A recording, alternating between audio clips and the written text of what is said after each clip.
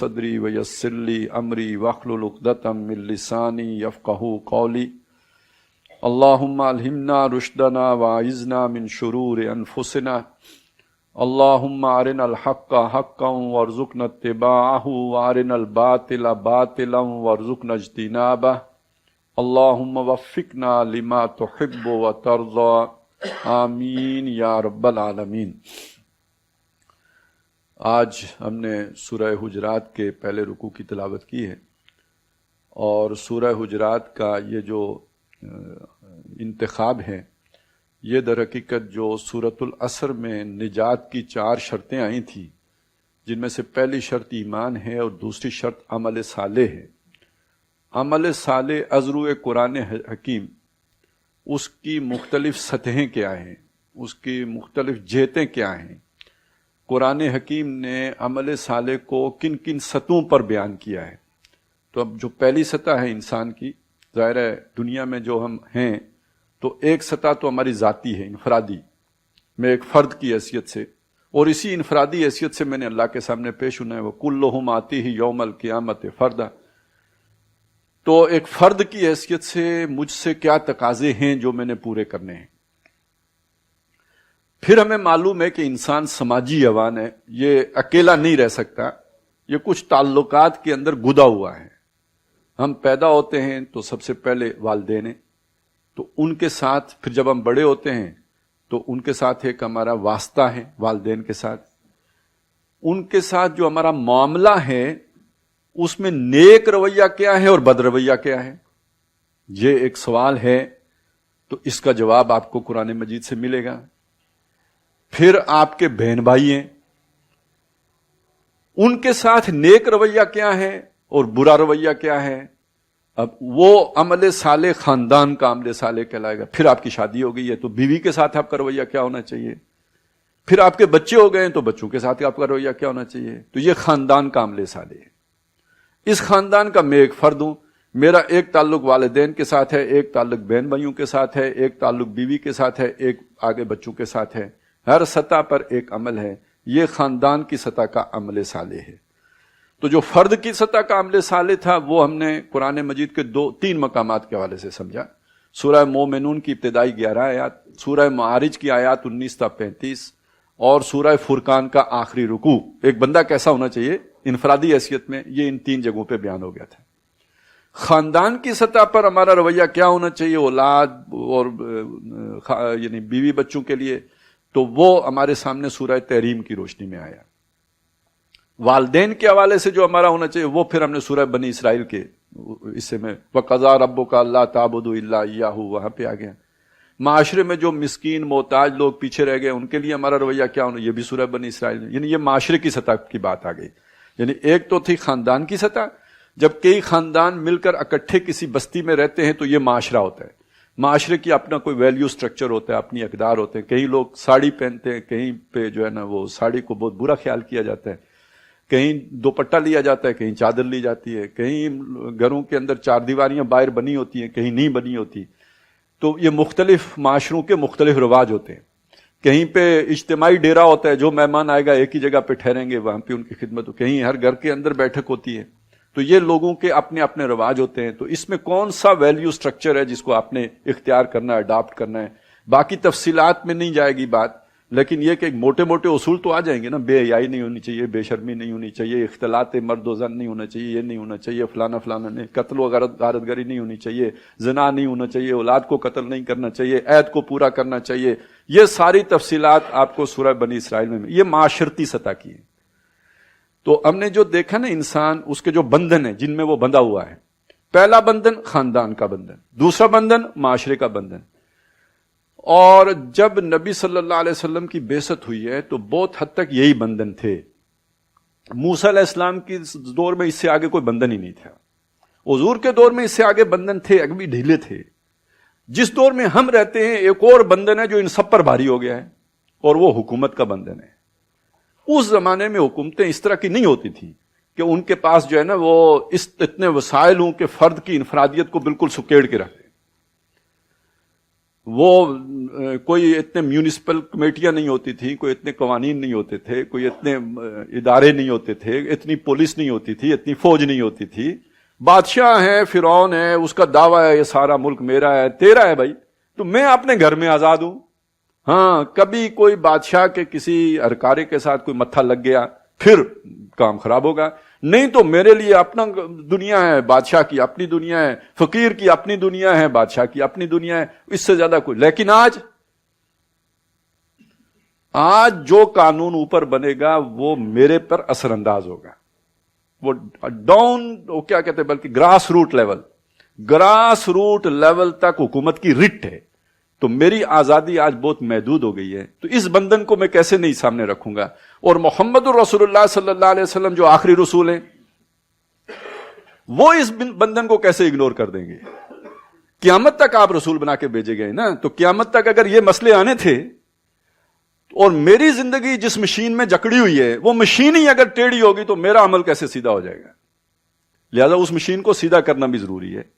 اور یہ حضور صلی اللہ علیہ وسلم کی بعثت کی امتیازی شان ہے کہ آپ اس پوری مشینری کو سیدھا کرنے آئے تھے. یہ جب ہم تزکیہ کی بات کرتے ہیں تو یہ بھی سمجھ لیجئے، جب تک ریاست کا تزکیہ نہیں ہوگا فرد کا تزکیہ ہو ہی نہیں سکتا. کیونکہ میری زندگی آج 80% ریاست کے اداروں کے ساتھ بندھی ہوئی ہے. ان قوانین سے میں باہر نکل ہی نہیں سکتا. ٹیکسز لگتے ہیں، پہلے تو وہ خراج ایک دفعہ لے لیا، سال میں ایک دفعہ آئے اور جی ہمارا حصہ کڈو دیو جی، لے گئے، اللہ اللہ خیر صلی اللہ. اس کے بعد نہ مجھے تیری خبر نہ تجھے میری خبر. لیکن اب تو بجلی پر ٹیکس، ماچس پر ٹیکس، تیلی پہ ٹیکس، روڈ پہ ٹیکس، گاڑی پہ ٹیکس. بھائی کوئی شے ہی نہیں بچی ہوئی جس پہ ٹیکس نہ ہو. اور پھر یہ کہ پالیسیاں جو بنتی ہیں اس سے، یعنی آپ نے جا کے IMF سے قرضہ لیا، ان کے ساتھ جو شرائط طے کی، بوجھ تو کل میرے پہ آئے گا نا جو اضافی ٹیکس لگیں گے. تو عہد حاضر ملک الموت ہے تیرا کہ جس نے قبض کی روح تیری دے کے تجھے فکر معاش. تو جب تک وہ اوپر سے سیدھا نہیں ہوگا یہ نیچے بندے کیسے ٹھیک ہو جائیں گے؟ ان کی انفرادی سیرت و کردار کیسے بہتر ہو جائے گا؟ جہاں رشوت کا بازار گرم ہو، جہاں کرپشن چاروں طرف ہو، جہاں کوئی فیصلہ سیدھا نہ ہوتا ہو، جج دونوں طرف سے پیسے پکڑتا ہو. پہلے وقتوں میں وکیل کیا جاتا تھا، اب کہتے لوگ جج کریں. پھر وہ اس سے بھی آگے نکل گیا کہ جج نے آپ سے بھی پکڑ لیے اور مجھ سے بھی پکڑ لیے. ٹھیک ہے، پھر جو بعد میں دیکھیں گے کس کی سفارش تگڑی ہے یا کیا ہے، جو میرٹ کدھر ہے. ایسے معاشرے میں باطل کے اقتدار میں تقویٰ کی آرزو کتنا حسین فریب ہے جو کھا رہے ہیں ہم. تو نبی صلی اللہ علیہ وسلم جو فرد کے تزکیہ کے لیے تشریف لائے، وَالَّذِي بَعَثَ فِي الْأُمِّيِّينَ رَسُولًا مِّنْهُمْ يَتْلُو عَلَيْهِمْ آيَاتِهِ وَيُزَكِّيهِمْ وَيُعَلِّمُهُمُ الْكِتَابَ وَالْحِكْمَةَ. تو اس میں جب تک پورے معاشرے کی اصلاح نہیں ہوگی اور حکومتی نظام کی اصلاح نہیں ہوگی تو فرد کی کامل اصلاح نہیں ہو سکتی. تو آپ صلی اللہ علیہ وسلم نے اس غرض سے جعل حق و زحق الباطل کا مرحلہ طے کیا اور باطل کا اقتدار ختم کر کے حق کا اقتدار قائم کر دیا. اور یہ کرنے کے بعد لوگوں سے پوچھا میں نے پہنچا دیا؟ الا هل بلغت؟ تو میں تو یہاں تقریر کر کے آخر میں کہوں گا وما علینا الا البلاغ، ان تس جانو تو خدا جانے، میں نے تو آپ کو بتا دیا. حضور نے یہ بات نہیں کی وما علینا الا البلاغ، اللہ تعالیٰ بتاتے رہے آپ کو وما علیک الا البلاغ. لیکن حضور نے لوگوں سے نہیں کہا وما علینا الا البلاغ. کب کہا؟ جب پورا معاشرہ سیدھا کر دیا، جب حکومت سیدھی کر دی، جب بلال سیدنا کے مقام پر پہنچ گئے جن کو غلام کہا جاتا تھا. اب لوگوں سے پوچھا ہاں جو باتیں میں نے کی تھی وہ پوری ہو گئیں؟ الا هل بلغت؟ اور پھر اس کا جواب بھی ویسا ہی غیر معمولی آیا نا، انا نشهد انك قد بلغت الرسالۃ وادیت الامانۃ ونصحت الامۃ وکشفت الغمۃ. ہم گواہی دیتے ہیں اللہ کے نبی آپ نے پہنچانے کا حق ادا کر دیا. قد بلغت، پرفیکشن. یہ جیسے پریزنٹ پرفیکٹ ٹینس ہوتا ہے نا، یہ قد جب لگ جاتا ہے ماضی کے اوپر عربی میں تو پرفیکشن آ جاتی ہے. آپ نے پہنچانے کا حق ادا کر دیا. وادیت الامانۃ، آپ نے امانت پہنچانے کا حق ادا کر دیا. ونصحت الامۃ، آپ نے امت کی خیر خواہی کا حق ادا کر دیا. صرف پہنچایا نہیں، خیر خواہی کا حق ادا کر دیا. وکشفت الغمۃ، آپ نے برائی کے پردے چاک کر دیے. شیطان مزین کر اس کو شوگر کوٹڈ کر کے آپ نے اس کی شکل اوپر سے سارا میک اپ اتار کے اصلی گھناؤنی شکل ہم کو دکھا دی ہے. اس کا حق ادا کر دیا آپ نے. اب حضور نے فرمایا اللہم اشہد، اے اللہ تو گواہ رہ کہ جو کام تو نے مجھے سونپا تھا میں نے مکمل کر دیا، اور 3 دفعہ فرمایا، اور پھر لوگوں سے کہا فَلْيُبَلِّغِ الشَّاهِدُ الْغَائِبُ، جن تک پہنچ گیا ہے اب وہ پہنچائیں دوسروں تک۔ یہ پورا پیکج ہے، یہ صرف کوئی انفرادی نماز روزے کا مسئلہ نہیں ہے جو ہم نے بنا لیا ہے، یہ پورے ریاست کی سطح تک درستگی کا ایک پیکج ہے جو لے کے آئے تھے محمد رسول اللہ، اور ان کی ذمہ داری تھی کہ اس کو ظاہر کر دیں، غالب کر دیں اس پورے نظام زندگی کے اوپر، لِيُظْهِرَهُ عَلَى الدِّينِ كُلِّهِ، کل کے کل پر، اور اس وقت تک جدوجہد جاری رکھیں جب تک کہ کل کے کل پر نہ ہو جائے۔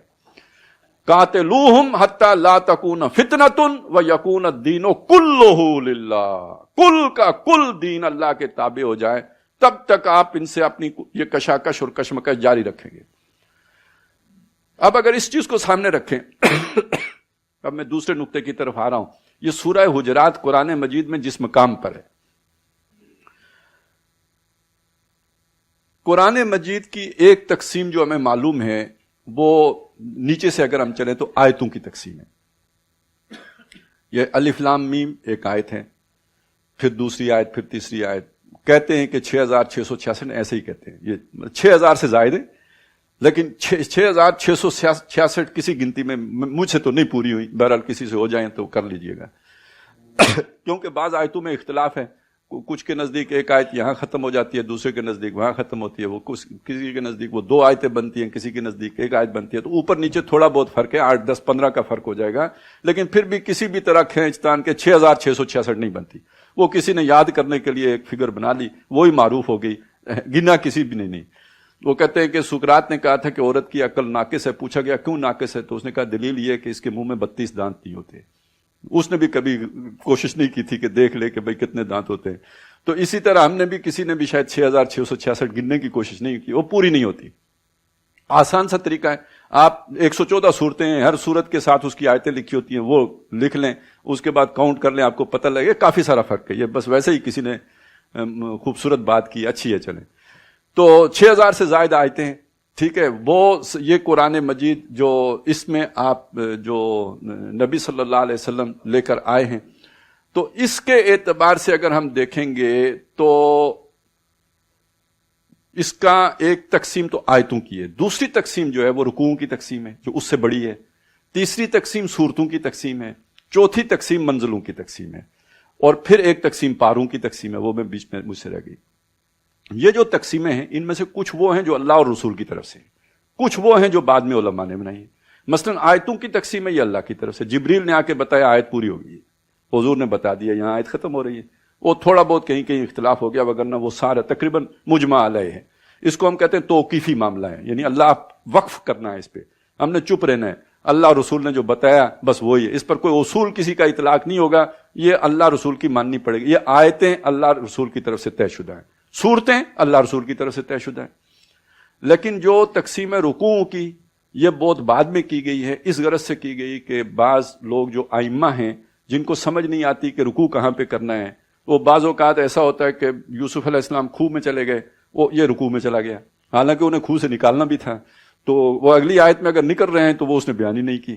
یا یہ کہ وہ موسیٰ علیہ السلام نے خضر سے کہا کہ کوئی یعنی کہ تو نے بندہ مار دیا، لقد جئت شیئا نکرا، اب جو خضر نے جواب دیا وہ اگلے پارے میں ہے، اور اگر کسی نے آج پارا رات کو ختم کر دیا ہے تو پھر جواب خضر کا اگلے دن آئے گا۔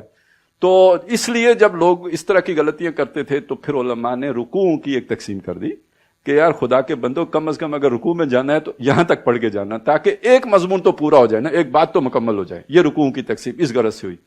پاروں کی تقسیم تو محض اس غرض سے ہوئی کہ وہ 30 حصے ہو جائیں تاکہ ایک پارا روز پڑھیں تو مہینے میں ختم ہو جائے، اس کے اندر پھر وہ سارے وہ چیزیں ہوئی ہیں جو میں نے آپ کو بتائی، لیکن یہ انسانی کاوش ہے، اس میں اللہ رسول کے حکم کا مسئلہ نہیں ہے۔ ایک تقسیم منزلوں کی تقسیم ہے، یہ دور نبوت میں بھی موجود تھی، رکوع کی اور پاروں کی تقسیم دور نبوت کی نہیں ہے، یہ بات کی ہے، لیکن منزلوں کی، وہ جو 7 منزلیں ہیں اس کی تقسیم دور نبوت میں بھی تھی۔ بہت سے صحابہ تھے جو 7 دنوں میں قرآن مجید ختم کرتے تھے، تو وہ انہوں نے اس کے 7 پارٹ کیے ہوئے تھے، تو وہ اتنا روز پڑھ لیتے تھے، 7 دنوں میں ختم ہو جاتے تھے۔ کچھ تو وہ تھے جو 3 دنوں میں ختم کرتے تھے، لیکن وہ تقسیم نہیں ہے، یعنی 10 پارے گویا روز کر لیتے تھے۔ ایک تقسیم جو ہے ابھی یعنی یوں سمجھیے آج سے ایک صدی پہلے کی بات ہے. مولانا حمید الدین فرائی ایک شخصیت ہے اور یہ مولانا شبلی نعمانی کے شاگرد ہیں. مولانا شبلی نعمانی کے دو شاگرد بہت مشہور ہیں, ایک مولانا ابوالکلام آزاد اور دوسرے مولانا حمید الدین فراہی. اور یہ حمید الدین فرائی مولانا امین حسن اصلاحی کے استاذ ہیں. وہ جو جماعت اسلامی کی تحریک سے وابستہ لوگ ہیں وہ جانتے ہیں امین حسن اصلاحی. تدبر قرآن انہوں نے کتاب لکھی, تفسیر لکھی ہے, بہت اہم تفسیر ہے. تو یہ جو حمید الدین فرائی ہیں انہوں نے قرآن مجید کی ایک اور تقسیم نکالی ہے, اور وہ تقسیم ہے مکی اور مدنی صورتوں کے گروپوں کی تقسیم. وہ کہتے ہیں جیسے 7 منزلیں ہیں, اسی طرح مکی مدنی صورتوں کے 7 گروپ ہیں, جن کے جو ہر گروپ کا آغاز ایک یا ایک سے زیادہ مکی صورت سے ہوگا اور اختتام ایک یا ایک سے زیادہ مدنی صورت کی صورت میں ہوگا. تو اگر پہلا گروپ آپ دیکھیں تو پہلی صورت سورہ فاتحہ مکی, اس کے بعد 4 مدنی صورتیں آ جائیں گی. پھر دوسرا جو گروپ ہے اس میں 2 مکی 2 مدنی, سورہ انعام سورہ اعراف مکی اور سورہ انفال سورہ توبہ مدنی. پھر جو تیسرا گروپ ہے اس میں 14 آئیں گی مکی, سورہ یونس سے شروع ہوں گے مومنون تک, وہ آگے تک چلی جائیں گی. اور پھر اس کے بعد سورہ نور 1 آئے گی مدنی. پھر اس کے بعد سورہ فرقان اور یہ ساری مدنی اور مکی, اور سورہ احزاب آئے گی مدنی. پھر چھٹا گروپ ہے کہ سورہ احزاب کے بعد جو مکیات شروع ہوتی ہیں, جس میں سورہ یاسین بھی آتی ہے, زمر بھی ہے, اور سورہ جو ہے مومن بھی ہے, حامیم السجدہ بھی ہے, سورہ شورا ہے, زخرف ہے. اور پھر اس کے بعد 3 مدنی صورتیں آتی ہیں, سورہ فتح اور سورہ محمد, سورہ فتح اور سورہ حجرات. پھر آخری جو اس کے بعد چھٹا گروپ یہ ہے جو سورہ کاف سے شروع ہو کے سورہ واقعات تک مکی, اور پھر 10 مدنی صورتیں آتی ہیں, جو ایک صورت 27ویں پارے میں, باقی 9 جو ہیں وہ 28ویں پارے میں. پھر آخری جو آتا ہے جس میں سورہ ملک سے شروع ہو کے, تو آخری 2 صورتوں کو چھوڑ کے یہ مکیات ہیں, اور یہ جو سورہ فلق اور سورہ ناس معوذتین یہ جو ہے وہ مدنیات.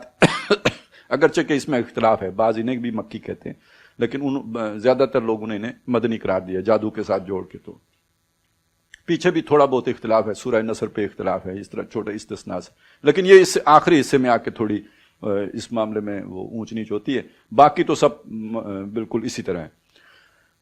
ان گروپوں کے مضامین کی مانگی ہے. مثلا آپ نے سورہ فاتحہ مکی ہے, اس میں آپ نے مانگی اہدنا الصراط المستقیم. تو سورہ بقرہ ہدی للمتقین, پھر وہ احکام شریعت کے, پھر سورہ آل عمران, سورہ نساء, سورہ مائدہ, الیوم اکملت لکم دینکم واتممت علیکم نعمتی ورضیت لکم الاسلام دینا. گویا وہ ہدایت جو آپ نے مانگی تھی وہ آپ کو یعنی یہ ربط ہو گیا دونوں کا, مکی اور مدنی صورتوں کا آپس میں ربط ہو گیا. سورہ اعراف اور سورہ انعام, اس میں اتمام حجت ہے بنی اسماعیل پر. بنی اسرائیل نہیں کہہ رہا, بنی اسماعیل حضور کی جو لوگ ہیں, جو آپ کی قوم ہے, جن میں سے آپ ہیں, جو امیین ہیں, ان پر اللہ کی طرف سے اتمام حجت آخری وہ سورہ انعام اور سورہ اعراف میں ہوا ہے. اور سورہ انفال میں عذاب کی پہلی قسط ہے جو بدر سے شروع ہوئی ہے, اور سورہ توبہ میں آخری قسط ہے جو فتح مکہ پہ منتج ہوئی ہے. تو اور اعلان ہو گیا کہ اب کوئی مشرک جزیرۃ العرب میں نہیں رہ سکتا, یہاں سے یا تو ایمان لائیں گے یا قتل ہوں گے یا نکل جائیں گے. تو اب یہی ہوتا ہے نا. پھر قوم نوح اسی طرح ہلاک ہو گئی, وہ فرشتوں کے ہاتھوں ہوئی, یہاں انسانوں کے ہاتھوں وہ اعلان ہو گیا. تو جنہوں نے رسول کی مخالفت کی وہ اب اس زمین کے اوپر نہیں رہ سکتے. یہی وہ پرانا اصول ہے اللہ کی سنت. اور وہ سنت یا آپ نے دیکھا کہ 2 صورتیں, ایک کب نازل ہوئی غزوہ بدر کے موقع پہ, دوسری کب نازل ہوئی فتح مکہ کے بعد, لیکن قرآن نے ساتھ جوڑ کے رکھی ہیں, کیونکہ ان میں ایک امانگی ہے کہ ایک عمل کا آغاز ہو رہا ہے سزا کے عمل کا, اور وہ اپنے اختتام کو پہنچ رہے ہیں, تو وہ دونوں صورتیں جوڑ دی, اور جن مکیات کے ساتھ جوڑی جن میں کہ اتمام حجت ہے. یہ اس سے ذرا آپ کو ان کا آپس میں ربط سمجھ میں آ گیا ہوگا. اب آ جائیں اس گروپ پر جس میں کہ سورہ حجرات ہے. اس میں اگر آپ دیکھیں گے تو جو مکیات ہیں ان کا جو مرکزی مضمون ہے وہ توحید عملی کا مضمون ہے. میں ساری صورتوں کا خلاصہ تو آپ کے سامنے نہیں رکھ سکتا, لیکن خاص طور پر سورہ مومن, سورہ زمر, سورہ مومن, سورہ حامیم السجدہ اور سورہ شورا میں وہ جو مضمون آیا وہ آپ کے سامنے رکھتا ہوں.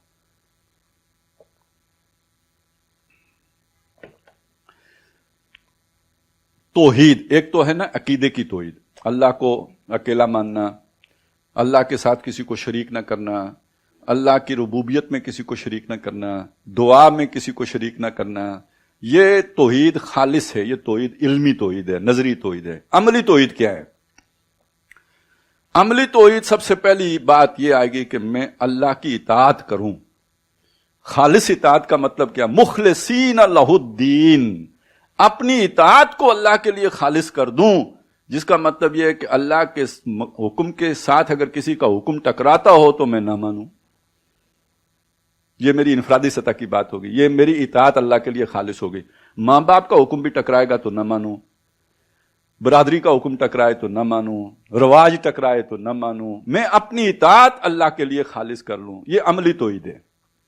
اور اسی کا ایک پہلو یہ ہے کہ میں اپنی دعا بھی اپنی اطاعت کی طرح اللہ کے ساتھ خالص کر لوں۔ ادعوا اللہ مخلصین اللہ الدین، اللہ فدعوا اللہ مخلصین اللہ الدین، اللہ کو پکارو اپنی اطاعت اس کے لیے خالص رکھتے ہوئے۔ تو دعا بھی در حقیقت یہ بات سمجھ لیجئے، یہ ہم مانتے ہیں کہ اللہ تعالیٰ علی کل شیء قدیر ہے، دل سے مانتے ہیں، ہمیں یقین ہے اس بات کا کہ اللہ تعالیٰ علی کل شیء قدیر ہے۔ تو جب وہ شیء قدیر ہے تو مجھے جو کچھ بھی ملا ہے کس نے دیا ہے؟ اللہ نے دیا ہے۔ تو جو مجھے کل ضرورت ہوگا کون دے گا؟ یہ میں مانتا ہوں، تو میں اس سے مانگتا کیوں نہیں ہوں؟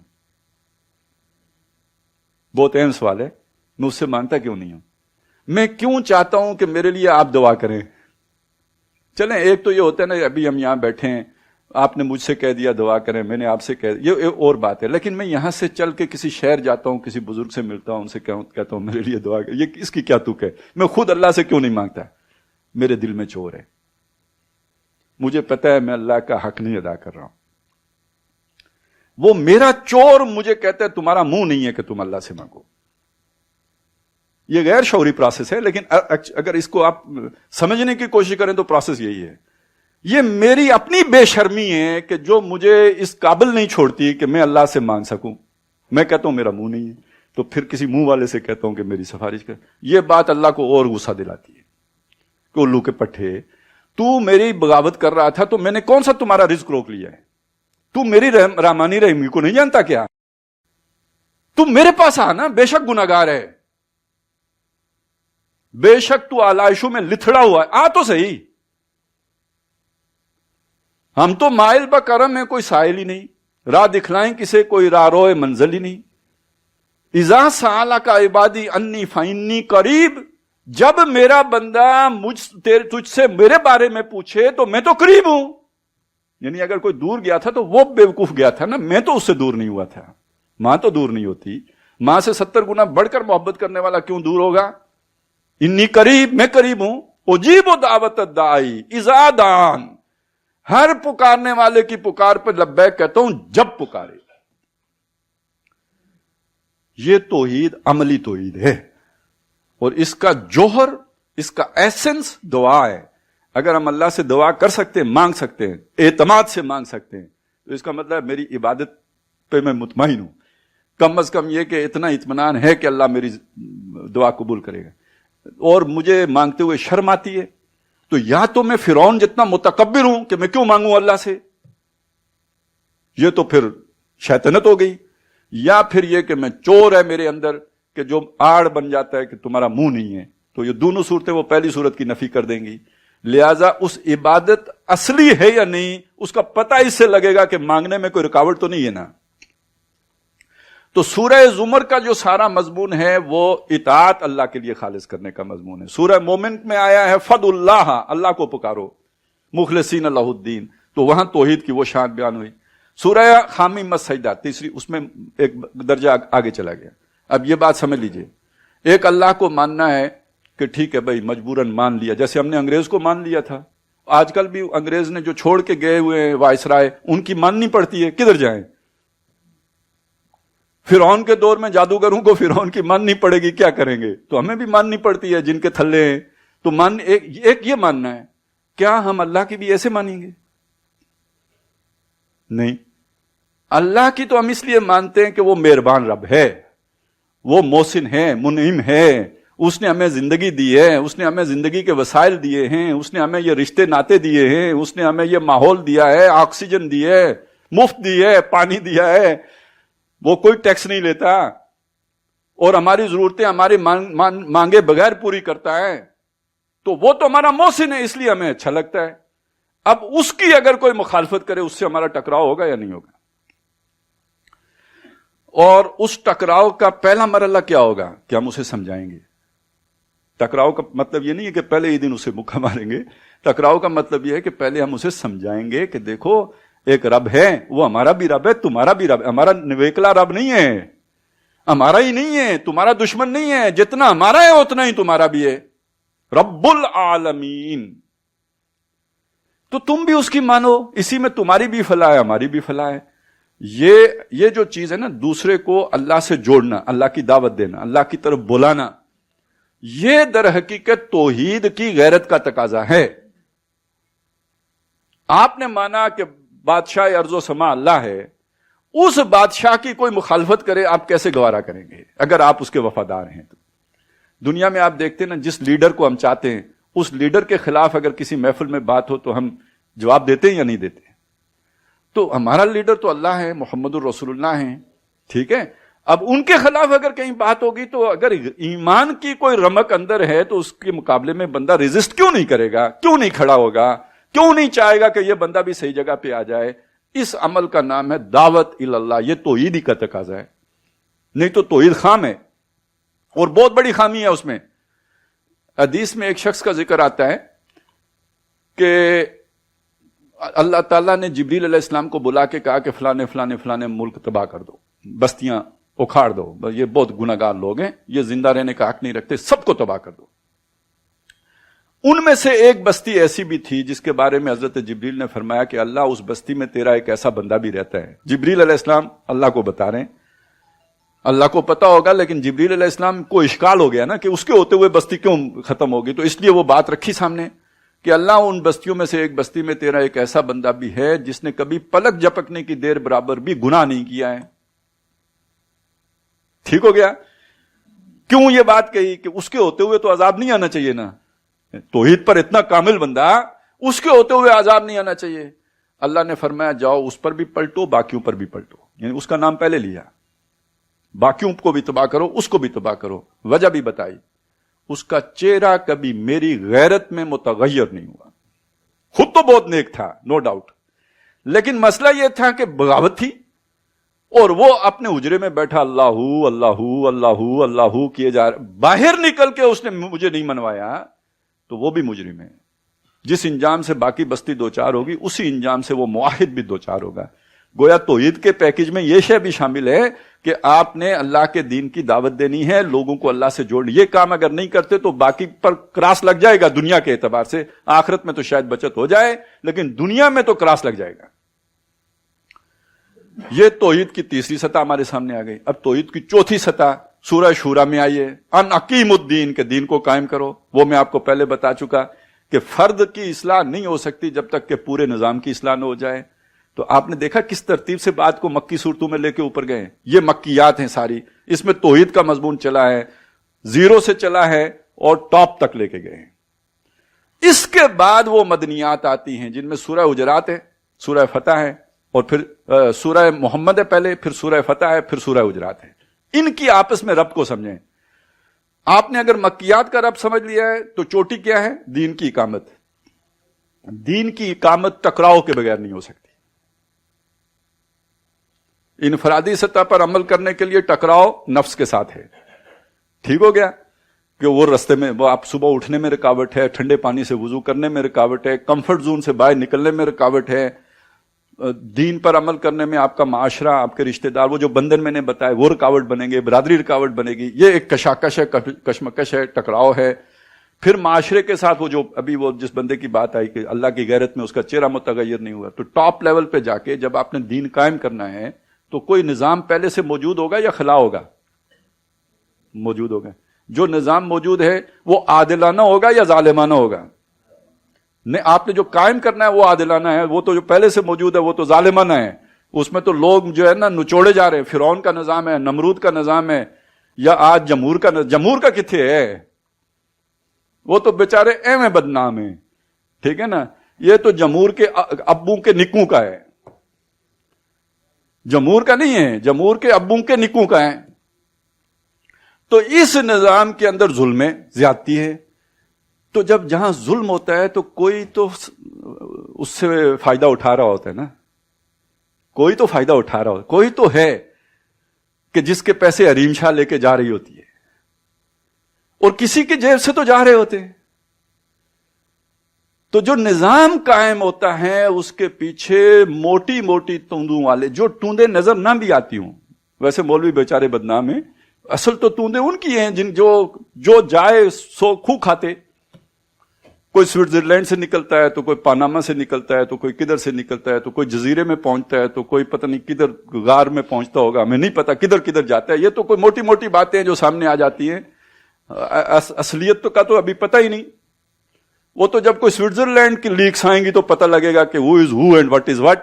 ابھی تو بہت ابتدائی باتیں یا پھر حشر میں پتہ چلے گا کہ سر محمد آغا خان کیا تھے, تو سر محمد یحییٰ خان کیا تھے. بہرحال یہ تو بات کی باتیں ہیں. تو یہاں پہ ایک بات سمجھ لیجئے کہ جن لوگوں کے یہ مفادات ہیں وہ نہیں چاہتے کہ عدل قائم ہو. وہ اپنی پوری طاقت اس بات میں جھونک دیتے ہیں کہ یہ ظلم برقرار رہے, یہ ظلم ختم نہ ہو. کس حد تک جا سکتے ہیں اس کا کوئی اندازہ کر سکتا ہے. وہ فرعون کو دیکھ کے اندازہ کر سکتا ہے, نمرود کو دیکھ کے اندازہ کر سکتا ہے, ابو جہل ابو لہب کو دیکھ کے اندازہ کر سکتا ہے, لیکن کر سکتا ہے.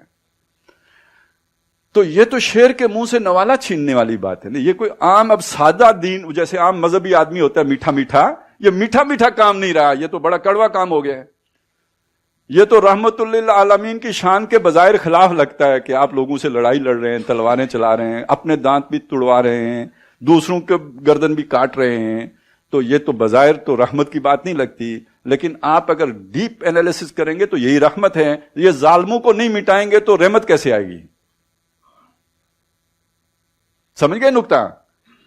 اب اگر یہ ٹکراؤ ہونا ہے تو یوں سمجھیے کہ جو پہلا حکم آیا ہے مسلمانوں کو ٹکراؤ کا, جیسے نماز کا حکم آیا ایسے ہی ٹکراؤ کا بھی حکم آیا کہ تم پر قتال اب فرض ہے, وہ سورہ محمد ہے صلی اللہ علیہ وسلم. اس کا دوسرا نام سورہ قتال بھی ہے. ایک نام سورہ محمد ہے اور دوسرا نام اس کا سورہ قتال ہے. اور یہ جنگ پھر سورہ بقرہ میں بتایا یہ جاری رہے گی, یہ رکے گی نہیں جب تک کہ ان کا فتنہ ختم نہیں ہو جائے گا اور دین اللہ کا نہیں ہو جائے گا. اور سورہ انفال میں فرمایا یہ پہلی قسط ہے, جنگ نہیں روکنی ہے, قاتلوہم, لڑتے رہو ان سے, حتی لا تکون فتنۃ ویکون الدین کلہ للہ.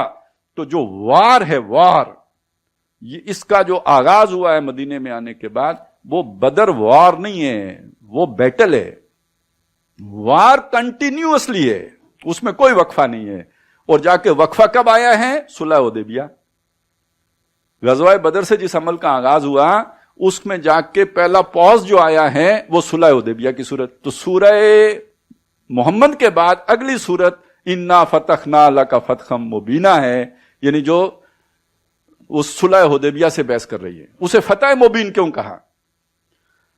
جو ایگزسٹنگ سسٹم ہوتا ہے وہ اپنے باغیوں کو کبھی قبول نہیں کرتا, ان کے ساتھ کبھی مذاکرات نہیں کرتا, ان کے ساتھ کبھی معاہدہ نہیں کرتا. یہ اس کی موت ہوتی ہے, کیونکہ وہ تو کہتے ہیں یہ باغی ہے, انہوں نے rate of the government challenge کیے. ان سے معاہدہ, ان کو ریکگنائز کرنا ہے تو وہ ریکگنائز ہی نہیں کرتا. ان کو تو کل عدم قرار دیتا ہے, جیسے کہ وہ ہیں نہیں, ان کی نظر میں وہ ان کا وجود ہی نہیں ہے. نان سٹیٹ ایکٹر اور یہ اور وہ, یہ ان کے لیے ساری چیزیں ہوتی ہیں. ہمیشہ سے رویہ تو وہی ہے. اب اس نے سائنٹیفک صورت اختیار کر لیا, منظم کر لیا, ہم نے اسے کتابی صورتوں میں مدون کر لیا, لیکن ہمیشہ سوچ تو ایک تشابہت قلوبہم, سوچے تو ایک جیسی نہیں ہے. لہذا جس دن مکے والوں نے بیٹھ کے حضور سے معاہدہ کیا تو شکست تو تسلیم ہو گئی نا, حضور کی پوزیشن تو تسلیم ہو گئی نا. مان تو لیا نا کہ محمد ایک ایسی طاقت بن چکے ہیں جن کے ساتھ بیٹھ کے معاہدہ کرنا پڑے گا. اس کے بغیر نہ ان کی ایگزسٹنس, وہ ہماری ایگزسٹنس باقی نہیں رہے گی, تو اس کو برقرار رکھ. سب کچھ جاتا دیکھیے تو آدھا دیجیے, بانٹ, یہ بھی تو ایک اصول ہے نا. تو جب آدھا بانٹنے پہ کوئی آتا ہے تو گویا آپ کی اتھارٹی کو تو تسلیم کر چکا ہوتا ہے نا, تب وہ آدھا آپ کو دیتا ہے. تو یہ ہے کہ اے حضور, انہوں نے تو آپ کا وجود تسلیم کر لیا. علاقے کی اہمیت نہیں ہے, ابھی مکہ آپ کو فتح نہیں بھی ہوا تو کوئی اہمیت نہیں, لیکن آپ کی حکومت انہوں نے تسلیم کر لی ہے. سورہ فتح میں گویا آ کے حضور صلی اللہ علیہ وسلم کی وہ جو ایک حکومت کو جواز مل گیا ہے. کس نے جواز دیا ہے؟ جو اس وقت کی مرکزی حکومت ہے. اس سے پہلے جنگ کی حالت تھی, یہاں آ کے صلح کی حالت بن گئی. اس کی اسٹریٹجیکل اہمیت کیا تھی وہ ایک علیحدہ مسئلہ ہے کہ اس کے بعد آپ نے خیبر پہ یہودیوں کا قلعہ کما کر دیا کیونکہ مشرک نیوٹرلائز ہو چکے ہوئے تھے. ایک طاقت سے معاہدہ کر لیا, دوسری کا قلعہ کما کر دیا. یہ اسٹریٹجیکل اہمیت ہے. لیکن اس کی پولیٹیکل اہمیت کیا ہے کہ اب آپ ایک ریکگنائزڈ گورنمنٹ ہو گئے ہیں, اور اس کا انٹرنیشنل امپیکٹ کیا ہے کہ اس سے پہلے حضور نے کبھی خطوط نہیں لکھے تھے کسی بادشاہ کو. یہ ریکگنیشن ملنے کے بعد آپ نے بیرون ملک کے عرب خطوط لکھنے شروع کیے ہیں. یہ سب باتیں اپنی جگہ پہ بہت اہم ہیں. آپ کی کیا حیثیت ہے کہ آپ جا کے بیرون ملک تبلیغ کریں جبکہ آپ اپنی حیثیت اندرون ملک تسلیم نہ کروا چکے ہوں. تو جو ہی تسلیم ہوئی ہے اس کے بعد اللہ کے نبی صلی اللہ علیہ وسلم نے خطوط خط لکھنا تھا نا, مکے سے بھی لکھ سکتے تھے, نہیں لکھا. مدینے کے 6 سالوں میں نہیں لکھا, صلح حدیبیہ کے بعد لکھا ہے. اور اس کی جو معاشرے کے اوپر امپیکٹ تھا وہ کیا تھا اس کا اندازہ اس سے لگائیں کہ صلح حدیبیہ کے موقع پہ حضور کے ساتھ جو لوگ گئے ہیں, جو زیادہ سے زیادہ تعداد بتائی گئی ہے 1800 ہے, کم سے کم 1400 ہے. یعنی 1400 اور 1800 کے درمیان تعداد تھی جو حضور کے ساتھ عمرہ کرنے گئی تھی, جو صلح حدیبیہ پہ منتج ہوا. پھر اگلے سال وہ گئے عمرہ کرنے. 2 سال کے بعد جب مکہ فتح ہو رہا ہے, کیونکہ صلح ٹوٹ گئی اور حضور نے جا کے جب اب حملہ کیا ہے, تو کتنی تعداد تھی آپ کے ساتھ؟ 10,000 کی. آپ کی سن 6 تک 19 سال کی محنت ہے. کتنے؟ 1400 یا 1800. اور 2 سالوں میں وہ تعداد 2000 سے 10,000 پہ چلی گئی. 19 سالوں میں 2000 تک گئی اور اگلے 2 سالوں میں 10,000 تک چلی گئی. اور پھر ایک ہی دن جو ہی مکہ فتح ہوا تو 2000 اور شامل ہو گئے. اور اس سے اگلے سال آپ جب جا رہے ہیں تبوک تو 30,000. اب یہ دیکھا کیسے ملٹیپلائی ہوا. یہ کون سی نصرت تھی؟ وہ جو سورہ بنی اسرائیل میں آیا نا, وَجَعَلْنِي مِن لَّدُنْكَ سُلْطَانًا, یہ سلطنت کی نصرت ہے. جب آپ کے پاس سلطان آ جاتی ہے, ریاست کا اختیار, آپ کی ریکگنائز گورنمنٹ, تو اس کے بعد پھر يَدْخُلُونَ فِي دِينِ اللَّهِ أَفْوَاجًا ہوتے ہیں. تو تبلیغ کے لیے بھی ضروری ہے کہ اوپر آپ ہوں. تو آج کے دور میں تو سمجھ میں بھی آتا ہے, جن کے پاس الیکٹرانک میڈیا ہوگا, جن کے پاس پرنٹ میڈیا ہوگا, جن کے پاس سوشل میڈیا کے رگیں ہوں گی, ان کے مقابلے میں آپ کی تبلیغ کیا اثر انداز ہوگی. تو دین کامل تبھی ہوتا ہے جب ریاست کی سطح پر نافذ ہو چکا ہو. تو یہ گویا سورہ فتح, سورہ محمد آغاز جھگڑے کا, سورہ فتح میں جا کے ختم. کس بات پر؟ آپ کی پاور کو تسلیم کر لیا گیا. اب گویا آپ ایک ریکگنائزڈ اسٹیٹ کی حیثیت اختیار کر چکے ہیں. تو اب آپ کو رہنمائی بھی چاہیے ریاست کی سطح کی. دیکھیے میں نے ایک بات پہلے بتائی تھی, فرد, خاندان, معاشرہ, اور سب سے ٹاپ جو چھت ہے وہ ریاست کی چھت ہے. ہر سطح کے لیے قرآن مجید نے ہمیں رہنمائی دی ہے ٹاپ تک. اور دوسرا میں نے آپ کو حضور کی جو محنت ہوئی ہے اس کے جو ترتیب ہے اس کو بھی سامنے رکھ کے آپ کو بتا دیا کہ یہ جو قرآن مجید کا نظم ہے اس کو بھی سمجھیں کہ اس کے اندر بھی ایک بہت مضامین کی ہمانگی ہوتی ہے کہ یہ 3 صورتیں اکٹھی آئی ہیں تو ان کا آپس میں کیا ربط ہے, مکی صورتوں کے ساتھ ان کا کیا ربط ہے. توحید کامل تب ہوتی ہے جب دین قائم ہو جائے. دین قائم کرنے کے لیے لڑائی لڑنی پڑتی ہے. لڑائی کا آغاز کا جو حکم ہے وہ سورہ محمد یا سورہ قتال میں آیا, اور وہ منتج ہوا جب سورہ فتح اتری, اس میں صلح حدیبیہ کی صورت میں. اب پھر آپ کو چونکہ ریاست بن گئی ہے, ریاست کے سطح کا عمل صالح آپ کو بتانے کی ضرورت پیش آ گئی. یہ ہے وہ جو میں چاہ رہا تھا کہ قرآن مجید میں جس جگہ پہ سورہ حجرات آئی ہے اس کی اس جگہ کا تعین ہو جائے, اس مضمون کا سلسلہ, تاکہ ہم صحیح جگہ پہ رکھ سکیں. تو ریاست کی سطح پہ چیزیں بڑی مختلف ہوتی ہیں. اب یہاں پہ آپ کو نماز کا حکم نہیں ملے گا, روزے کا حکم نہیں ملے گا. اب یہاں پہ کچھ اور ہی چیزیں ڈسکس ہو رہی ہیں. ریاست کی سطح پہ سب سے پہلی بات یہ طے ہوتی ہے کہ جو ہے نا وہ اقتدار اعلیٰ کس کا ہے, عوام کا ہے, بادشاہ کا ہے, کسی اور کا ہے. پہلا مسئلہ ریاست کی سطح پہ یہ ہے کہ اقتدار اعلیٰ کس کا ہے. دوسرا مسئلہ یہ ہوتا ہے ریاست میں یونیفارمٹی کیسے لے کے آئیں. یہ ہوتا ہے نا, یہ جو 14 اگست آپ مناتے ہیں, جھنڈیاں ہیں, یہ کس کے لیے ہوتے ہیں؟ تاکہ لوگ ایک نقطے پر کوئی ایک فوکل پوائنٹ ہو. یہ جھنڈا کس لیے ہوتا ہے؟ یہ قائد اعظم کی ٹوپی کس لیے ہوتی ہے؟ یہ کوئی ایک شخصیت کیوں ایسی بنائی جاتی ہے کہ جس کے ساتھ لوگوں کو جوڑا جاتا ہے؟ تو ایک اسلامی ریاست کے اندر وہ شخصیت کون سی ہوگی جس کے ساتھ لوگوں کا جذباتی تعلق ہو؟ اور اس تعلق کی وجہ سے لوگوں کے اندر یکسانیت، ایک جیسا کلچر آئے، لباس ایک جیسا ہو، قومی لباس، یہ ساری چیزوں کا تعین جس کے ذریعے سے ہو ریاست کی سطح پہ۔ دوسرا مسئلہ تو یہ کھڑا ہو جائے گا، پھر لوگوں میں اختلافات نہ پیدا ہوں، لوگ متحد رہیں، یک مشت رہیں، ایک مٹھی میں بنے رہیں۔ اس کے لیے کیا کیا اقدامات ہیں، کن چیزوں کو ختم کرنا ہے، کن چیزوں کو پروموٹ کرنا ہے تاکہ اتحاد اور اتفاق رہے۔ پھر یہ کہ بہرحال کوئی جاسوسی نہ ہو جائے، کوئی جو ہے نا کوئی دشمن کے ایجنٹ نہ گھسیں، ان کی تحقیق تفتیش کیسی کرنی ہے، جھگڑا ہو جائے تو نمٹانا کیسے ہے۔ تو یہ اچھا، پھر یہ کہ سٹیزن شپ، کون ریاست کا شہری ہوگا، یہ تو بڑا اہم مسئلہ ہے۔ جو ان حدود کے اندر رہے گا وہ ہوگا، یا کوئی نظریاتی بنیاد ہوگی شہریت کی، کیا بنیاد بنے گی۔ پھر اگر ریاست نظریاتی ہے تو بیرون ملک جسے کہتے ہیں انٹرنیشنل تعلقات کن بنیادوں پر استوار ہوں گے؟ کافروں کے ساتھ کوئی بنیاد ہے تعلق رکھنے کی؟ نہیں ہے۔ ریاست کی سطح پر آ کے پھر تو مسائل سارے یہ ہیں، اور آپ حیران ہوں گے۔ اور یہ جا کے آپ اس طرح اس کو ڈاکومنٹ کر کے تو جا کے کسی وکیل صاحب کے، وکیل بھی دو قسم کے ہوتے ہیں نا، ایک جو دیوانی فوجداری مقدمے لڑتے ہیں، ایک آئینی ماہرین ہوتے ہیں۔ وہ جو آئینی ماہرین ہیں اس کے سامنے جا کے رکھو کہ یار یہ ایک صورت ہے قرآن مجید کی، اس میں یہ رہنمائیاں آئی ہیں، یہ ساری ریاست کی سطح کے یہ ایشوز ہیں جن کو حل کر رہی ہیں۔ یعنی آپ اگر اسے اس طرح دیکھیں گے، ویسے آپ اپنے اس مذہبی نقطہ نظر سے دیکھیں، غیبت نہ کرو، تجسس نہ کرو، وہ جو ہے نا کسی کو نام برے نہ رکھو، لیکن جب آپ اس پورے سیناریو میں اسے جوڑ کے دیکھیں گے تو یہ بہت ہائی لیول کی باتیں ہیں کہ جو ہمارے سامنے آ جائیں گی۔ اب اس میں جو پہلی آیت ہے وہ کس چیز سے بحث کرتی ہے کہ اسلامی ریاست میں اقتدار اعلیٰ کس کا ہوگا، قانون سازی کس اصول پر ہوگی؟ تو پہلی بات یہ ہے کہ یا ایھا الذین آمنو، اے وہ لوگو جو ایمان لائے ہو، لا تقدموا بین یدی اللہ ورسولہ، اللہ اور اس کے رسول سے آگے نہیں بڑھنا ہے۔ یہاں پہ ایک اور مسئلہ سمجھ لیجئے کہ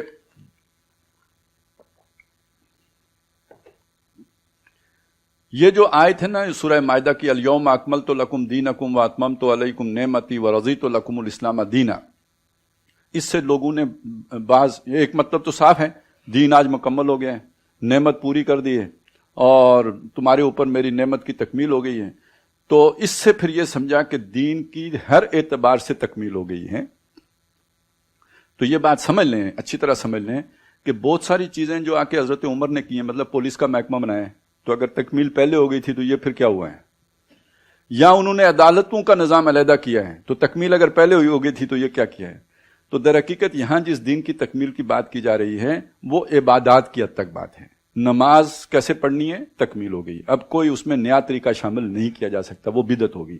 روزہ کیسے رکھنا ہے، حج کیسے کرنا ہے، پردے کے احکامات کیا ہیں، تو جو تفصیلات آ گئی ہیں وہ تو تکمیل ہو گئی ہے۔ لیکن جن معاملوں میں قرآن مجید نے تفصیلات نہیں دی ہیں، وہاں پہ اصول دیے ہیں، تو وہاں ارتقاء ہوگا، اصولوں کی خلاف ورزی نہیں ہوگی، ان اصولوں کے اندر رہتے ہوئے ڈھانچہ بدلتا رہے گا۔ مثلاً اگر ہم حضور کے دور کو دیکھتے ہیں تو قبائلی دور تھا، وہاں جو اولو الامر بنتے تھے، ظاہر مشورہ کرنا ہے، شورا سے مشورہ ہوگا۔ شورا کیسے وجود میں آئے گی؟ کوئی انتخابات کی ضرورت نہیں ہے، یہ قبیلہ ہے اوس کا، اس کے سردار کو بلا لو، یہ قبیلہ ہے خزرج کا، اس کے سردار کو بلا لو، یہ مہاجرین ہیں، یہ دو چار قبیلوں والے، ان کو بلا لو، یہ مل بیٹھ کے ان کا فیصلہ ان کے پورے قبیلے کا فیصلہ ہوگا۔ ایک کمیونٹی کو وہ ریپرزینٹ کرتے ہیں، نیچرل لیڈر ہیں، یہی نظام ہے، وہ بیٹھ کے جو فیصلہ کر لیں گے وہ پوری قوم کا فیصلہ ہے۔ جیسے آج بھی گاؤں دیہات میں ایسا ہو جاتا ہے، چھوٹے گاؤں میں، کہ جو ایک خاندان کا کوئی بڑا ہوتا ہے اس کا فیصلہ سارے خاندان والے مان لیتے ہیں، یہ ایک بالکل فطری طریقہ تھا۔ لیکن آج شہر میں بیٹھ کے آپ اس طرح فیصلہ کر سکتے ہیں؟ یہاں تو کوئی برادری کا نظام نہیں ہے، یہاں تو کوئی خاندان کا اس طرح کا نظام نہیں ہے، اس کی جگہ پہ پولیٹیکل پارٹیز وجود میں آئی ہیں۔ یہ آج کل یہ ایک بحث چل رہی ہے ہمارے ہاں، کیونکہ ہمیں جسے کہتے ہیں نا بغیر عقل کے تقلید کرنے کا بڑا شوق ہوتا ہے۔ پہلے ہم نے اندھا بہرہ بن کے جمہوریت کے گن گائے، اب ذرا ادھر سے جو ہے نا وہ بیزار ہوئے ہیں، تو اب ہم کہتے ہیں چائنا ماڈل۔ تو چائنا ماڈل کیا ہے؟ ون پارٹی ڈکٹیٹرشپ ہے، یعنی ایک ہی پارٹی کی گلیاں ہو جان سنجیاں تو وچ ورزا یار پھرے، یہ ہے چائنا ماڈل۔ تو ایسے لوگ پھر کہتے ہیں جی اسلام میں پارٹیاں نہیں ہیں. بھائی پارٹیاں نہیں ہیں تو یہ اوس کیا تھا, یہ خزرج کیا تھا؟ پارٹیاں نہیں ہیں تو یہ 12 قبیلے بنی اسرائیل کے کیا تھے؟ 12 چشمے علیحدہ کیوں ان کے لیے نکال دیے تھے؟ 12 نقیب کیوں ان کے مقرر کر دیے تھے؟ پارٹیاں ہوتی ہیں. انسانی معاشرے کے اندر یہ ڈویژن قدرتی ہے, نسلی طور پر تھی. اب یہ ہے کہ وہ نظریاتی طور پہ ہوتی ہے, یہ فلانی سیاسی پارٹی ہے, یہ فلانی سیاسی پارٹی ہے. اس میں چودھری صاحب بھی آ سکتے ہیں, باسی صاحب بھی آ سکتے ہیں, راجہ صاحب بھی آ سکتے ہیں, اور بھی کوئی جو بھٹی صاحب بھی آ سکتے ہیں. کسی پہ پابندی نہیں ہوتی. خاندان والی پارٹی میں خاندان سے باہر کا بندہ نہیں آ سکتا. تو یہ تو ایڈوانس فارم ہو گئی نا, یہ اس سے ارتقاء یافتہ صورت ہو گئی. اس سے معاشرہ منظم ہوتا ہے. پولیس نہیں منظم کر سکتی, فوج نہیں منظم کر سکتی. یہ سیاسی ادارے ہیں جو معاشرے کو منظم کرتے ہیں, اسے تنظیم دیتے ہیں. اور اگر آپ کا معاشرہ منظم معاشرہ نہیں ہے تو آپ ریاست کی ضرورت ہی پوری نہیں کرتے. یعنی اس بات کو سمجھ لیں, ریاست کے 4 پلر ہیں آج کے دور میں. علاقہ ڈیفائنڈ, نمبر 1 قوم, اور قوم منظم قوم یعنی جس کی حکومت ہو.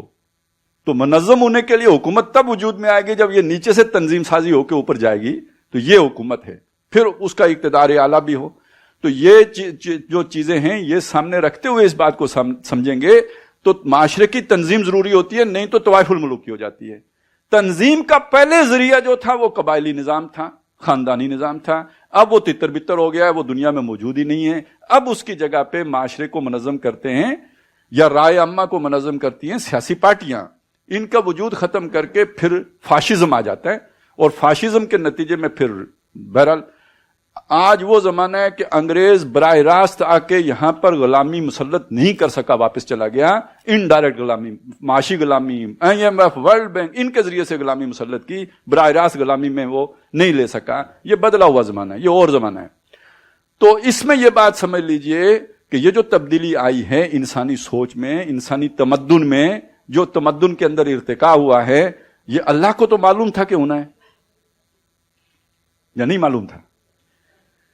اور جو ارتقاء بعد میں ہونا ہے اس کی اگر تفصیلی رہنمائی مکے میں دے دی جاتی تو ان لوگوں کو سمجھ ہی نہیں آتی کہ یہ کیا بات کی گئی ہے. لہذا اس کا بہترین اللہ نے یعنی اصول دے دیے. اس اصول سے باہر نہیں جانا ہے, اس کے اندر اندر قانون سازی اپنے مشورے سے کر لینی ہے, اپنے حالات کے مطابق کر لینی ہے.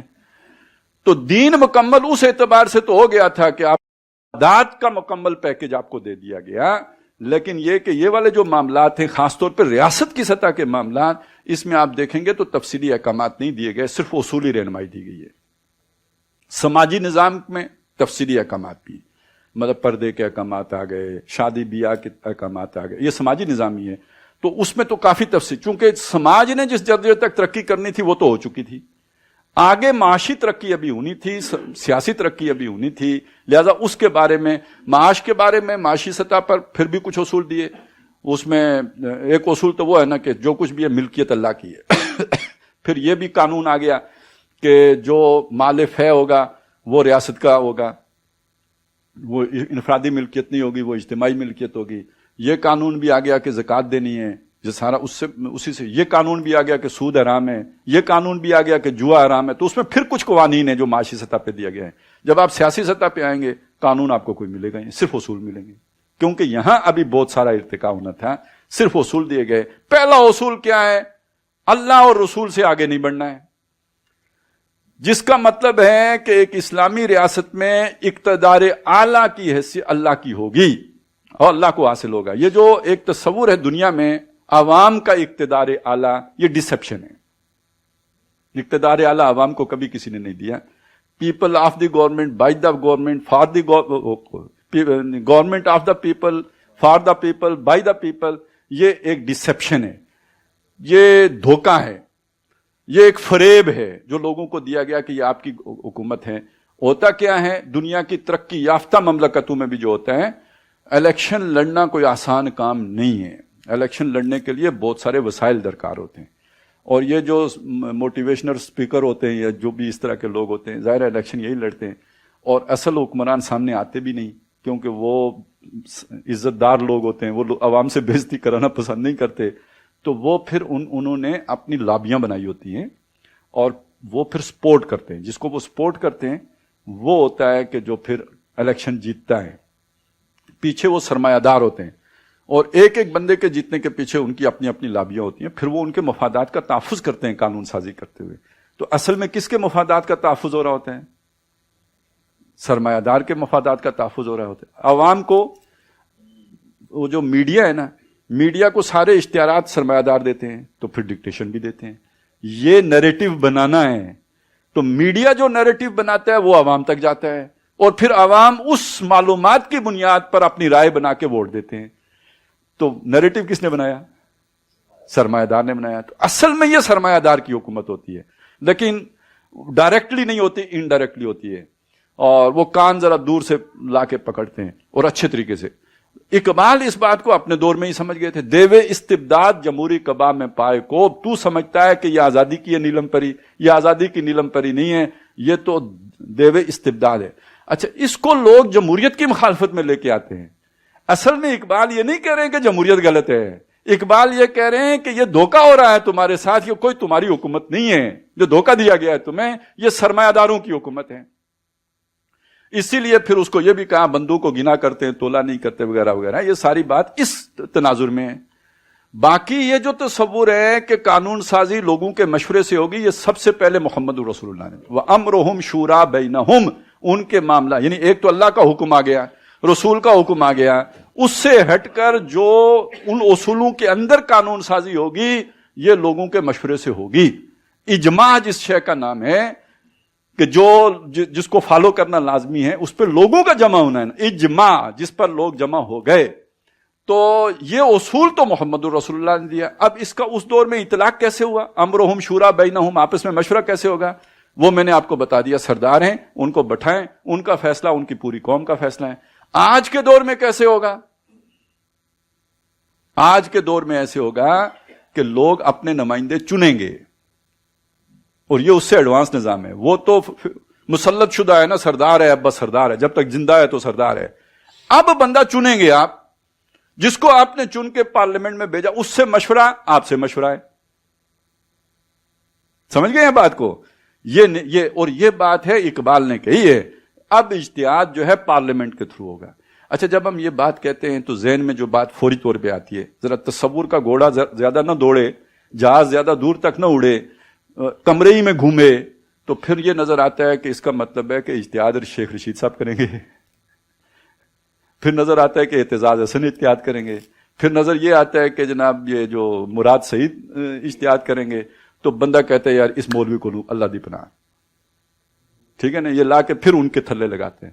تو مسئلہ یہ نہیں ہے، مسئلہ یہ ہے کہ یہ نظام تبدیل کرنا، اور تبدیل شدہ نظام کے اندر پھر جو پہلی مسئلہ ہوگا کھڑا کہ کینڈیڈیٹ کون بن سکتا ہے، اس کی شرائط کیا ہوں گی، اس کی تعلیم کیا ہوگی، اس کا کردار کیا ہوگا، اس نے زندگی میں جھوٹ ثابت شدہ، ایک تو وہی ہے نا، کسی پہ آپ نے الزام لگا دیا، اس نے جھوٹ بولا، اس نے دھوکہ دیا، اس نے کبھی کوئی فراڈ کیا، کوئی گلی میں فراڈ کیا، اگر ایسا کوئی کیس اس کا ہوا ہو، وہ کمپین میں حصہ لے ہی نہیں سکتا. لیا بھی ہو، بعد میں بھی ثابت ہو جائے، وہ جو ہے نا نائل ہو جائے. یہ یورپ میں بھی ہوتا ہے، امریکہ میں بھی ہوتے ہیں. آپ وہ دیکھتے نہیں کہ وہ جی اس نے ابھی وہ جو ہمارا لارڈ نذیر صاحب تھے، پتہ نہیں 1972 کی کون سی کھڑکی میں انہوں نے کیا جو ہے نا وہ کسی کو چھیڑا تھا، وہ ابھی جا کے ثابت ہوا، لارڈ شپ چلی گئی. تو یہ تو دنیا بھر میں ہوتا ہے کہ وہ کریکٹر والا بندہ ہو. اچھا، ہمارے آئین میں لکھا ہوا ہے دفعہ 62-63، دفعہ 62-63 ذرا پڑھیں، وہ تو پورا ایک بندہ مومن ہی ہو تو وہ اس کے لیے آ سکتا ہے. اچھا، ہماری فقہ میں بھی ہے تزکیۃ الشہود، یعنی جو عدالت میں جو بندہ گواہی دینے جاتا ہے نا، اس کا بھی ایک کریکٹر ہونا چاہیے. فاسق آدمی کی گواہی قبول نہیں ہوگی. اس نے وہ بے شک کہے کہ میں نے آنکھوں سے دیکھا ہے قتل ہوتا ہوا، اگر وہ فاسق ہے، اس ثابت ہو جاتا ہے فاسق ہے، اس کی گواہی قبول نہیں ہوگی. تو اگر گواہی کے لیے اتنی ٹف قسم کی شرائط ہیں تو ریپریزنٹیشن کی شرائط تو اس سے بھی زیادہ سخت رکھی جا سکتی ہیں. تو اس میں کتنی بڑی چھانٹی ہو جائے گی. تو آج نظام موجود ہے آپ کے پاس، ارادہ موجود نہیں ہے، وہ تبلیغی جماعت والوں والا ارادہ وہ موجود نہیں ہے، جس کی وجہ سے پھر اس نظام کے اندر سے چور راستے نکالے جاتے ہیں.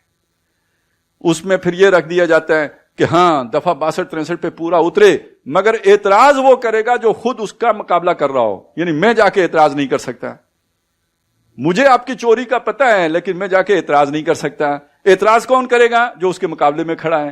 وہ کیوں کرے گا؟ کیونکہ وہ بھی تو اسی کی قبیلے کا ہے نا, وہ بھی تو چور ہے نا. وہ کرے گا تو یہ اس کے خلاف کرے گا, دونوں فارغ, نہ یہ بھوکا بچے گا نہ وہ بھوکا بچے گا. تو لہذا میں تمہیں ملا کہوں, تو مجھے حاجی کہو, تو یہ دونوں کا چل. لیکن جب پبلک میں آئیں گے تو ایک دوسرے کو بتائیں گے چور ہیں, اپنے بارے میں بے داغ ماضی. اب یہاں سے ایک نیا فراڈ شروع ہوتا ہے, یا یہ کہہ لیں طوفان بدتمیزی, کہ مجموع میں کھڑے ہو کے دوسروں کی غیبت کی جاتی ہے. اگر آپ نے وہ والا نظام بنا لیا ہو کہ کھڑے ہونے سے پہلے اس کی پوری چھانٹی ہوگی, اور ادارے نے چھانٹی کر کے بتا دیا کہ یہ بندہ مسٹر کلین ہے, اب اور آپ نے ایک ادارہ بنا بھی دیا ہے کہ اگر کسی کو کسی کے بارے میں شکایت ہو تو وہاں جا کے شکایت رجسٹر کرائیں. اب اگر کوئی مجمع میں کھڑا ہو کہ کسی کے بارے میں ایسی بات کرے گا تو پھر اسے پکڑو, پھر اسے سزا دو. تم نے کسی دوسرے مسلمان بھائی کے بارے میں اس طرح کی باتیں کیوں کی ہیں؟ تو یہ جو الیکشن میں سارا گند ہے, اس کا سبب اصل میں ذہنیت کا گندا ہونا ہے. اگر آپ اس کے اندر بہتری لے کے آنا چاہیں تو اس میں بہتری آ سکتی ہے. یہ جو سٹرکچر ہے یہ گند نہیں ہے, یہ ہمارا گندا کردار ہے جو ہر شے کو گندا کر دیتا ہے. اب آپ کو جو نئی نویلی کسی نے گاڑی دے دی تو چلانے کا انداز تو آپ کا اپنا ہی ہوگا نا, وہ شریفانہ ہو یا بدماشانہ ہو, آپ سیدھے چلیں یا کٹ ماریں. تو یہ اس چیز کو اس طرح سمجھ لیجئے, یہ چیزیں اپنی اصلیت کے اعتبار سے نہ اچھی ہیں نہ بری ہیں, ان کا استعمال ہے جو ان کو اچھا یا برا بنا دیتے ہیں. جیسے موبائل ہے تو اس کا استعمال ہے, آپ اس پہ چاہیں تو جو ہے تلاوت سنیں, چاہیں درس قرآن سنیں, چاہیں نیک اچھی باتیں سنیں, چاہیں تو فلمیں دیکھیں, گانے سنیں, جھوٹ بکیں, جو کچھ بھی کریں, لوگوں کے خلاف پروپیگنڈے کریں, دونوں آپ کے پاس. یہ زبان اللہ نے دی ہے تو چاہیں اس سے آپ تلاوت کریں, چاہیں اس سے غیبت کریں, آپ کا یہ آنکھیں دی ہیں, چاہیں خیانت کریں, چاہیں وہ دیکھیں جو آپ جو پسندیدہ ہے. تو ہر آلہ جو ہے وہ فی نفس ہی نہ خیر ہے نہ شر ہے, اس کا استعمال ہے جو اسے خیر یا شر بنا دیتا ہے. اسی طرح یہ اسٹیٹ کرافٹ کا معاملہ بھی ہے, اور اس میں اصول کیا ہے؟ لا تقدموا بین یدی اللہ ورسولہ, اللہ اور رسول سے آگے نہیں بڑھنا ہے. یعنی تم قانون سازی کر سکتے ہو, اپنی ضرورت کے مطابق کر سکتے ہو, لیکن کوئی ایسا قانون نہیں بنا سکتے کہ جو کسی اللہ کے قانون کے ساتھ ٹکراتا ہو. بس اتنی موٹی سی بات ہے, یہ اگر مان لو گے تو بس یہ کفایت کرے گا. اور پوری دنیا میں واحد ایک ملک ہے پاکستان, جس میں اس بات کو دو طرح سے کہا گیا ہے. علیحدہ لکھا گیا کہ اقتدار اعلیٰ اللہ کا ہے, اقتدار اعلیٰ اللہ کا ہے, اور پھر کوئی قانون قرآن و سنت کے خلاف نہیں بنے گا. یہ جو دوسری بات ہے وہ پہلی بات علمی ہے, وہ امریکہ کے آئین میں بھی لکھ دیں تو کوئی فرق نہیں پڑے گا, وہ بس ایسی ہی بات ہے, لا الہ الا اللہ, ٹھیک ہے نا, تو وہ تو لکھ دیں امریکہ کے آئین میں بھی فرق نہیں پڑے گا. اصل میں عملی صورت کب بنتی ہے؟ جب اس کے نیچے آپ یہ لکھتے ہیں تو اس کی تشریعی صورت تب بنتی ہے, قانونی صورت وہ تب اختیار کرتا ہے. یہاں کوئی قانون قرآن و سنت کے خلاف نہیں بنے گا. اب مسئلہ یہ کھڑا ہو جاتا ہے کہ جب بن گیا کوئی قانون, اگر بنا ہے اور پارلیمنٹ نے بنا دیا ہے, لیکن ایک ہمارے محلے کے عالم دین ہیں, وہ کہتے ہیں یہ قانون خلاف اسلام ہے, قرآن و سنت کے خلاف ہے. اب کیا کریں؟ حضرت ابو بکر کے دور میں ایسا ہوتا تو کیا کیا جاتا ہے؟ حضرت عمر کے دور میں ایسا ہوتا تو کیا کیا جاتا ہے؟ میں واقعات ہیں. حضرت عمر نے ایک فیصلہ کر دیا, انہوں نے کہا جی اس سے زیادہ مہر کوئی نہیں مقرر کر سکتا. ایک خاتون آ گئی حضرت عمر کے پاس, انہوں نے کہا عمر, اللہ نے کہا کہ تم ڈھیروں اگر کسی کو مال دے دو تو واپس نہیں لے سکتے, تو اللہ نے قدغن نہیں لگائی, تم نے کیوں لگا دی؟ میں کہا ہاں بھائی آپ ٹھیک کہتی ہیں, میں واپس لے لیتا ہوں اپنا آرڈیننس, قانون ختم ہو گیا, کل عدم ہو گیا. ایک خاتون کے توجہ دلانے پہ کل عدم ہو گیا.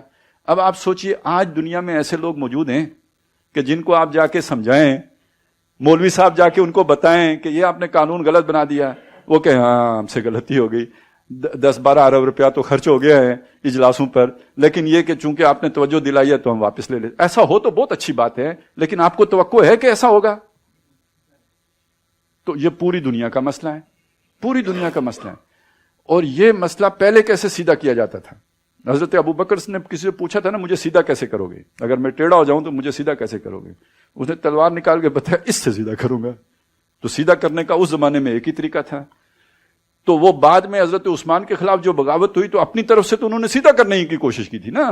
وہ سمجھتے تھے غلط ہو گیا, سیدھا کرنا ہے, بغاوت ہو گئی, کتنا بڑا نقصان ہو گیا. اب یزید ٹیڑھا ہو گیا تو حضرت حسین اٹھے سیدھا کرنے کے لیے, تو وہ الٹا ہو گیا سارا کام. تو تجربے تو ہم نے کیے ہیں نا سیدھا کرنے کے, تو باقی دنیا میں بھی ہوئے ہیں. اب ان تجربات کے لوگوں نے ایک فیصلہ کیا کہ یار لڑائی کرنے کی ضرورت نہیں ہے, ہم ایک ادارہ بنا لیتے ہیں, ایک ثالثی کونسل بنا لیتے ہیں, ایک عدالت بنا لیتے ہیں, سپریم کورٹ بنا لیتے ہیں. جب آپ کو یہ لگے کہ یہ قانون آئین کے خلاف ہے تو آپ سپریم کورٹ چلے جانا,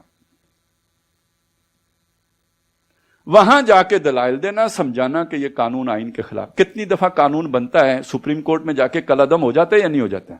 تو تلوار نکالنے کی ضرورت نہیں ہے, بغاوت کرنے کی ضرورت نہیں ہے, لڑائی لڑنے کی ضرورت نہیں ہے, آپ کے ادارے موجود ہیں. اچھا وہ گل و گلزار قسم کے ادارے نہ ہوں نا, پھر بات مسئلہ کیا آیا؟ مسئلے کا حل موجود ہے, بندے نہیں موجود جن کے اندر وہ سپرٹ ہو اس مسئلے کو حل کرنے کی. سارے کانے ہیں تو میں کانا دوسرے کانے کے فائدے میں استعمال ہو جاؤں گا, سب کا حال یہ ہے.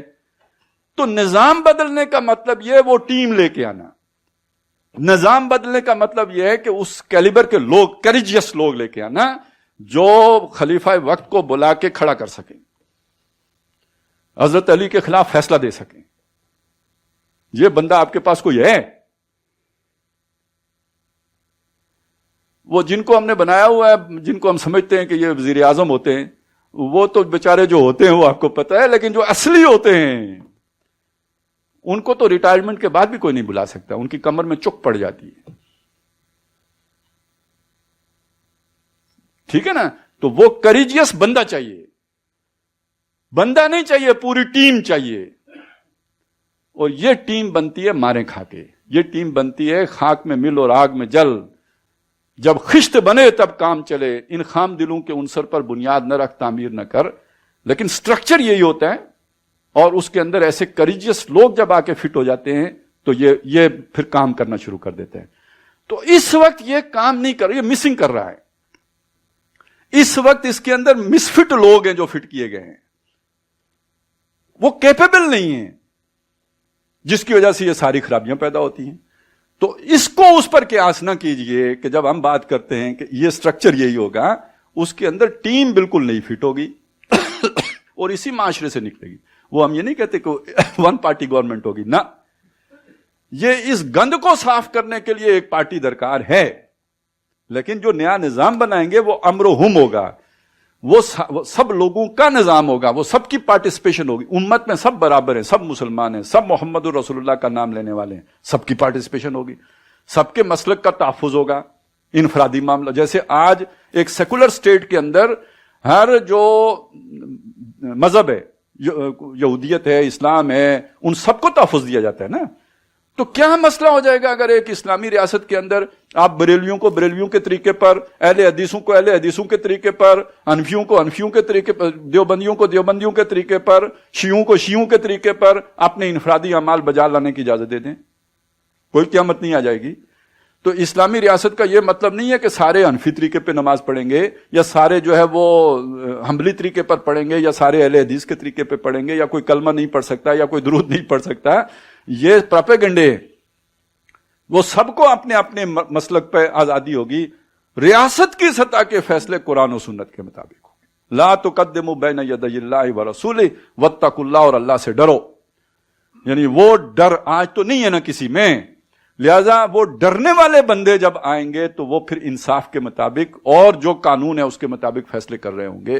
تو بہرحال اس وقت ہمارے لیے جو سب سے اہم بات یہ ہے, جو شکر ادا کرنے کی بات ہے, کہ ریاستی سطح پر یہ جو شک ہے پہلی کہ اللہ اور رسول سے آگے بڑھ کر قانون سازی نہیں کرنا, کم از کم آئینی سطح پر ہمارے ملک میں یہ ایک تسلیم شدہ حقیقت ہے. اور یہ اپنی جگہ پہ اتنی بڑی بات ہے, اتنی بڑی بات ہے کہ جیسے ایک شخص کافر ہوتا ہے اور وہ کلمہ پڑھ کے مسلمان ہو جاتے ہیں.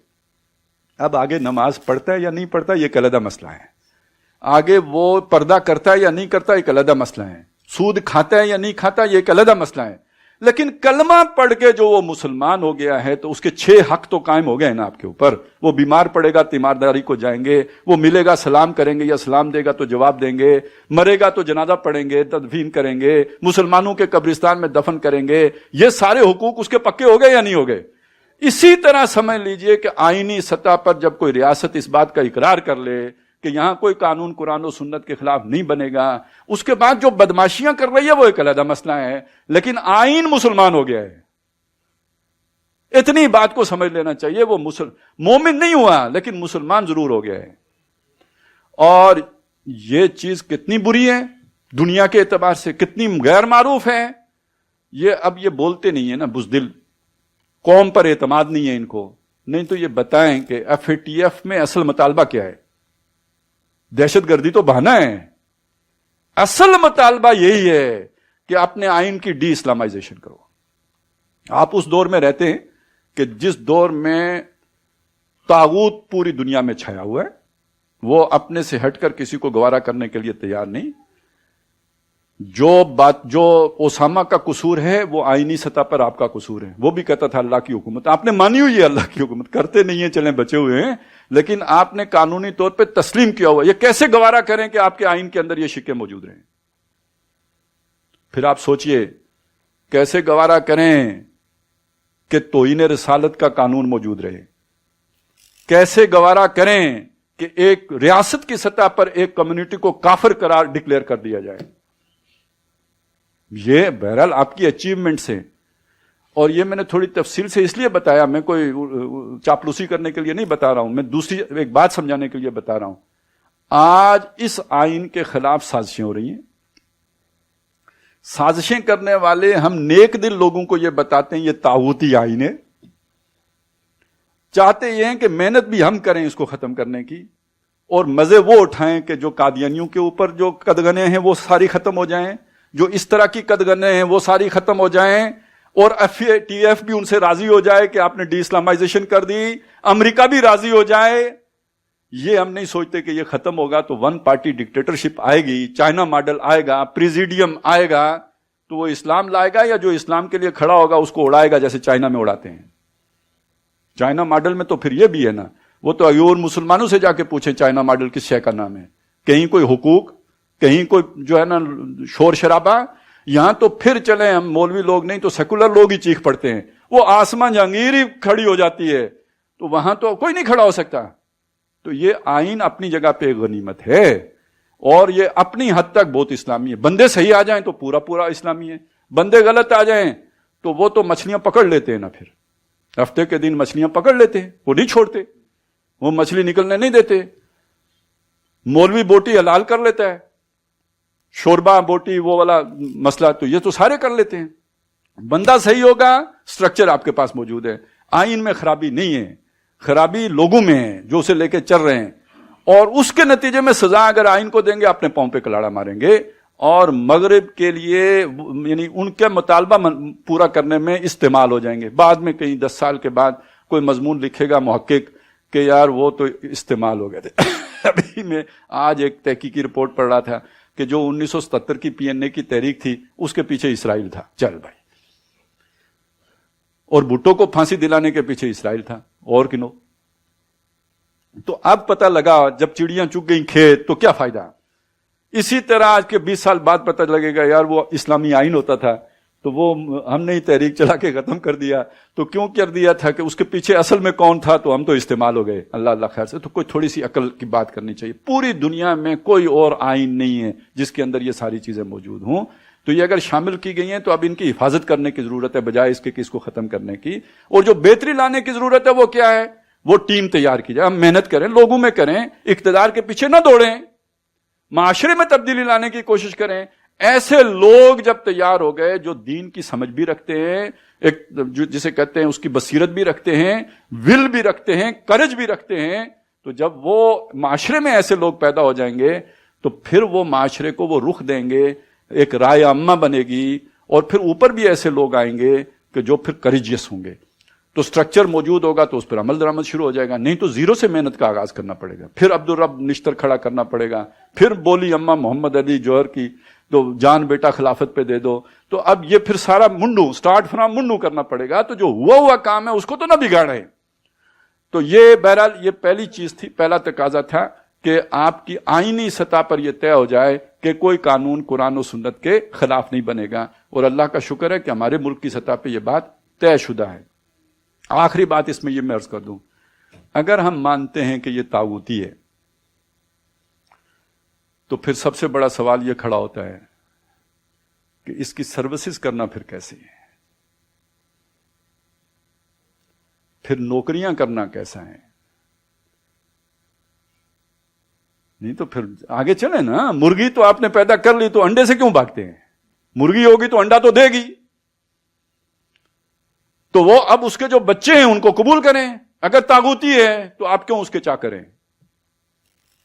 جب ہندوستان میں انگریز کی حکومت تھی جس کو طاغوت کہا گیا, تو پھر ساتھ یہ بھی کہا گیا نا انگریز کی نوکری حرام ہے.